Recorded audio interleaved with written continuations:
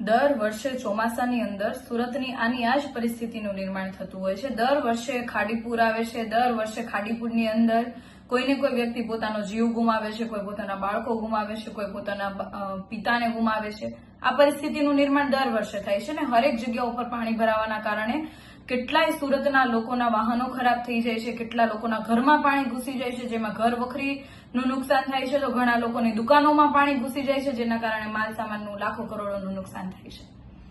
દર વર્ષે આવી પરિસ્થિતિનું નિર્માણ થાય. દર વર્ષે ભાજપી શાસકો કુદરત ઉપર ઢોળી દેતા હોય કે આ વર્ષે વધારે વરસાદ આવ્યો એટલે આ થયું, આ વર્ષે વધારે વરસાદ આવ્યો એટલે આ થયું, આવનારા ચોમાસાની અંદર નહીં થાય. પણ જ્યારે પ્રી મોન્સૂન કામગીરી કરવામાં આવે છે તો એ કામગીરી કાગળ પર જ કેમ કરવામાં આવે છે એ બાબતે કેમ સવાલ ભાજપના નેતાઓ તંત્રને પૂછતા નથી કે પછી એમાં મિલીભગત છે? દર વર્ષે ચોમાસા પહેલા 2-3 સમીક્ષા બેઠકો થાય છે. આ સમીક્ષા બેઠકોની અંદર ભાજપના ધારાસભ્ય શું કામગીરી કરે છે? દર કહેવાય કે મહિને ધારાસભ્યોની એક આખી મીટિંગ થતી હોય છે શનિવારમાં. તો આ જગ્યા ઉપર સુરતના અધિકારીઓ, તમામ લગતા વળગતા અધિકારીઓ હોય છે, તો કેમ આ બાબતે કોઈ ધારાસભ્ય આ બાબતે કામગીરી કરાવતા નથી? અને જો ધારાસભ્યથી કામ ના થતું હોય તો ખરેખર એ ધારાસભ્યએ રાજીનામું આપી દેવું જોઈએ કે જે સત્તામાં બેસીને પણ તંત્ર પાસે કામ નથી કરાવી શકતા. ત્યાર પછી કોર્પોરેશનની અંદર સમીક્ષા બેઠકો થાય છે, ડિઝાસ્ટર મીટિંગ થાય છે. આ તમામ મીટિંગોની અંદર શું કરે છે કોર્પોરેટર, મેયર, તમામ પદાધિકારીઓ? દર વર્ષની આ પરિસ્થિતિ છે. એક વર્ષે થયું નથી. એક વર્ષે થાય તો આપણે એક વખત સમજી શકીએ કે આ વખતે વધારે વરસાદ હતો એટલે થયું. પણ દર વર્ષે જો આની આ જ પરિસ્થિતિનું નિર્માણ થતું હોય તો ખરેખર શાસકોએ શરમ આવવી જોઈએ અને આ જ પાણીની અંદર ડૂબી મરવા જેવી પરિસ્થિતિ નિર્માણ થતી હોય ત્યારે ખરેખર એ લોકોએ ઘરે બેસી જવું જોઈએ.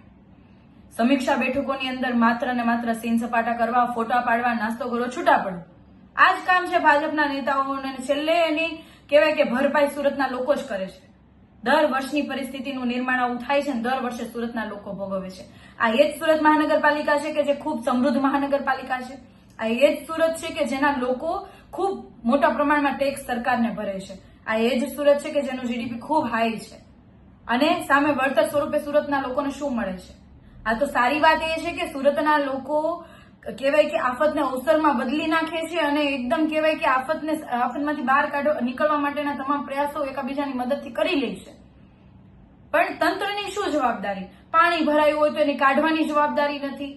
કેમ કે જો કોઈ પણ બેઝમેન્ટમાં પાણી ભરાઈ જાય છે તો પણ પૈસા ભરીને એ લોકોએ બેઝમેન્ટમાં પાણી કાઢવા માટેના મશીનો મંગાવવા પડે છે. તંત્રની કોઈ જવાબદારી જ નથી બનતી.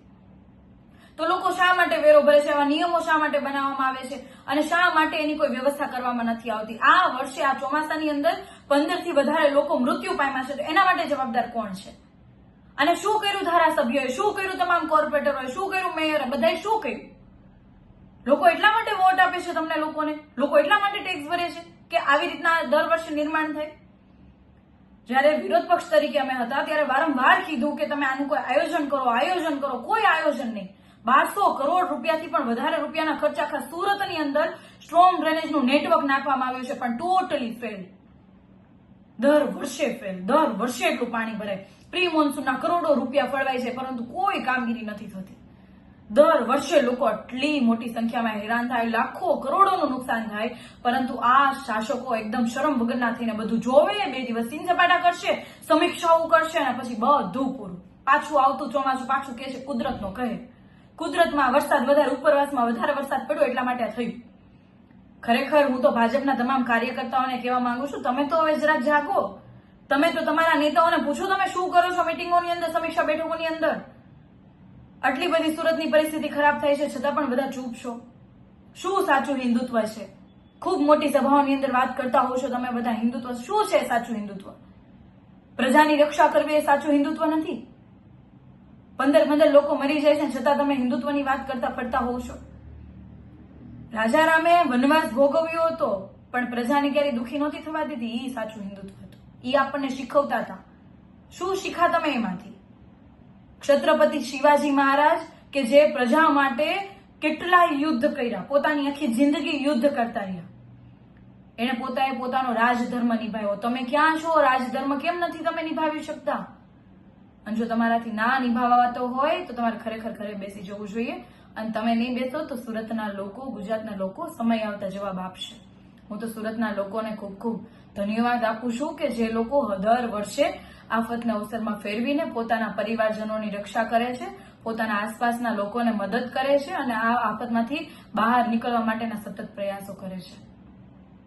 પણ તમામ નાગરિકોને પણ કહેવા માંગુ છું કે આપણે સૌએ જ્યારે ખોટું થતું હોય ત્યારે આપણી પોતાની જવાબદારી અને ફરજ છે અને આપણો ધર્મ છે અને શીખવે છે કે જ્યારે ખોટું થતું હોય ત્યારે મૂંગા બેસવું એ આપણી કહેવાય કે કાયરતા છે.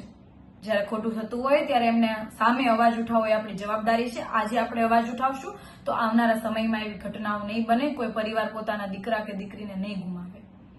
અને શાસકોમાં થોડીક પણ શરમ વધી હોય તો એ આ પ્રી મોન્સૂન કામગીરીના આંકડાઓ ડિક્લેર કરે કે આ કેટલી કામગીરી થઈ ડિક્લેર કરે, ખાડીની અંદર કરોડો રૂપિયા જે ફાળવા થાય એમાં કઈ કઈ કામગીરીઓ થઈ એ બધું ડિક્લેર કરે, કોન્ટ્રાક્ટરોના નામ સાથે આ કોન્ટ્રાક્ટરને આટલા રૂપિયા ચૂકવ્યા.